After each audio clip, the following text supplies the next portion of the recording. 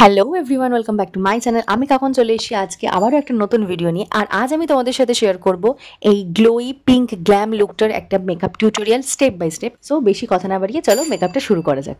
আর হ্যাঁ, চ্যানেলে নতুন হলে চ্যানেলটা সাবস্ক্রাইব করতে ভুলো না, তার সাথে আমার ফেসবুক আর ইনস্টা আইডিটাও ফলো করতে ভুলো না। সো ফার্স্টলি আমি টোনার অ্যাপ্লাই করে নিয়েছি আমার ফেসেতে। তোমরা তোমাদের পছন্দ মতন টোনার অ্যাপ্লাই করে নিও। দেন আমি এখানে অ্যাপ্লাই করেছি একটা ময়শ্চারাইজার, একটা ওয়াটার বেসড ময়শ্চারাইজার। তোমরা চাইলে নর্মাল যে তোমরা ময়শ্চারাইজার ইউজ করো সেটাও ইউজ করে নিতে পারো। তারপর একটু ময়শ্চারাইজারটা স্কিনে সোক করার সময় দিয়েছি। দেন তারপর আমি পুরো ফেসেতে অ্যাপ্লাই করে নিয়েছি প্রাইমার। আর আজকে যেহেতু আমি বেসটা একটু গ্লোই আর ডিউই বানাতে চাইছি, তাই জন্য আমি একটা ইলুমিনেটর অ্যাপ্লাই করে নিয়েছি। এটা হচ্ছে সুইস বিউটির থেকে। আমি প্রত্যেকটা জিনিসের লিঙ্ক ডেসক্রিপশন বক্সে অবশ্যই মেনশন করে দেবো। তো দেখো অটোমেটিক্যালি ফেসটা কি সুন্দর গ্লো করছে। আর আমার যেহেতু একটু ফেসের মধ্যে পিগমেন্টেশন প্রবলেম আছে, তাই আমি অরেঞ্জ কালার কারেক্টার আর তার সাথে একটু আমার স্কিন টোনের সাথে যায় এরকম একটা কনসিলার নিয়ে ভালোভাবে ব্লেন্ড করে নিয়েছি। আর এবার পালা হচ্ছে ফাউন্ডেশনের। আমি এখানে ফিটমির ফাউন্ডেশনটা অ্যাপ্লাই করেছি। আর দেখো খুব অল্প পরিমাণ অ্যাপ্লাই করেছি, কারণ ডিউই বেস পেতে গেলে তোমাকে মেকআপের লেয়ারিংটা অনেক লাইট করতে হবে। হেভি মেকআপ করলে ডিউই বেসটা আসে না। তো আমি পুরো ফেসেতে খুব ভালোভাবে ফাউন্ডেশনটা অ্যাপ্লাই করে নিয়েছি।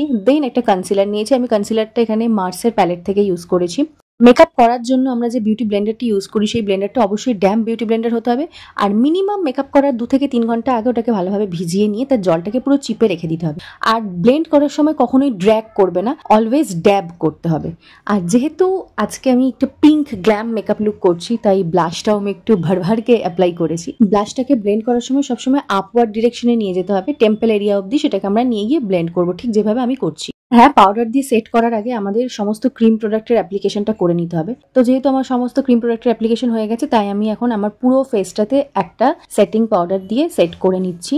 আমি মার্সের ট্রান্সলুসেন্ট পাউডার ইউজ করছি, আর এটা অ্যাফোর্ডেবল প্রাইসের মধ্যে দারুণ। তো যাই হোক, তারপরে আমি ডাস্ট অফ করে নিয়েছি আমার যে এক্সেস পাউডার ছিল। এবার হচ্ছে আইব্রো এর পালা। আমি আইব্রোটা এমন কিছু হেভি করিনি, জাস্ট একটা ব্রাউন শেড নিয়ে আমার ব্রোটাতে একটু হালকা করে ড্র করে নিয়েছি। আর আরো একবার আমি একটা পাউডার ব্লাশ দিয়ে ঠিক সেম ডিরেকশনে ব্লেন্ড করে নিচ্ছি। এবার হচ্ছে আই মেকআপ। আর আই মেকআপটা আমি আজকে একদম সফট অ্যান্ড শাটল একটা আই মেকআপ রাখবো।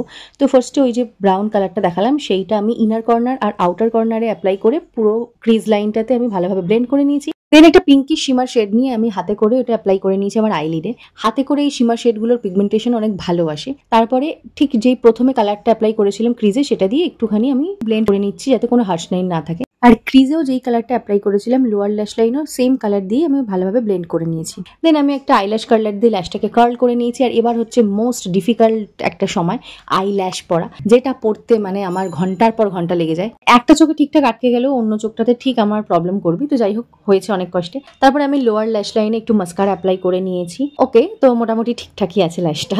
এরপরে একটা শিমার শেড নিয়ে আমি আমার ব্রাউ বোনটাতে খুব ভালোভাবে অ্যাপ্লাই করে নিয়েছি, আর তার সাথে ইনার কর্নারটাতেও অ্যাপ্লাই করে নিয়েছি। আর এবার হচ্ছে দ্য মোস্ট অ্যামেজিং পার্ট, সেটা হচ্ছে হাইলাইটার। আমি ভরকে হাইলাইটার ইউজ করেছি আজকে। আর হাইলাইটারটি একটু পিঙ্কিশ টাইপের হাইলাইটার আজকে আমি ইউজ করেছি, যেহেতু আজকে মেকআপ বেসটা একদম গ্লোই একটা মেকআপ বেস হতে হবে। বাট একটা মিস্টেক হয়ে গেছে, আমার হাইলাইটারটি ইউজ করার আগে মেকআপ ফিক্সারটি ইউজ করা উচিত ছিল, বাট সেটা আমি বাই মিস্টেক ভুলে গিয়েছিলাম। তো ঠিক আছে, কোনো অসুবিধা না, আমি এটা পরেই অ্যাপ্লাই করেছি।